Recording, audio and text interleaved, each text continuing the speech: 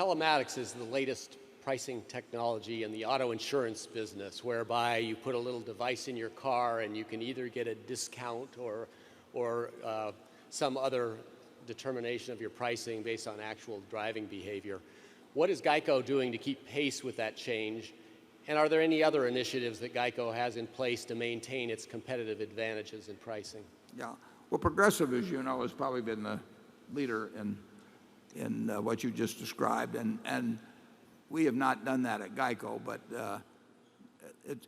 if we think there becomes a superior way to evaluate the likelihood of anybody having an accident, I think we have 50.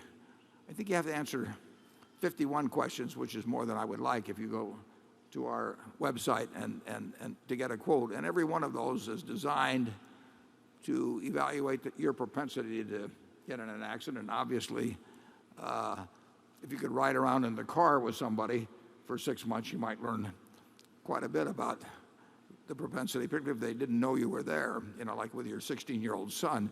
But I do not see that as being a major change. But if it becomes something that gives you better predictive value about the propensity of any given individual to have an accident, we will take it on, and we will try to get rid of the things that don't really tell us that much all the time. We're always looking for more things that will tell us, if we look around at the people in this room one by one, what tells us their likelihood of having an accident the next year.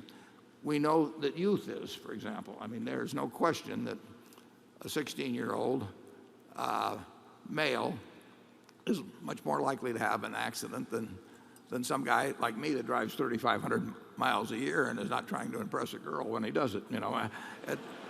So that one's pretty obvious.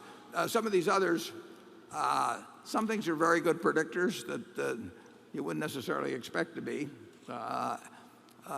Credit scores are, and they're not allowed in all places, but they will tell you a lot about driving habits. We'll keep looking at anything, but I do not see any. I don't see in this new experiment anything that threatens GEICO in any way. GEICO, in the first quarter of the year, now the first quarter is our best quarter, but we added a very significant number of policies.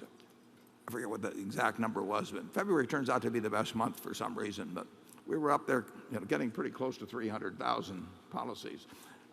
So our marketing is working extremely well, and our risk selection is working extremely well, and our retention is working well. So GEICO is quite a machine. That's a business that we carry, as I've mentioned in the past. I think we carry it at $1 billion, roughly $1 billion over its tangible book value. It's worth a whole lot more than that. I mean, based on the price we paid, that figure would come up these days to, certainly something more like $15 billion more than carrying value. And we wouldn't sell it there. We wouldn't sell it at all, but that would not tempt us in the least.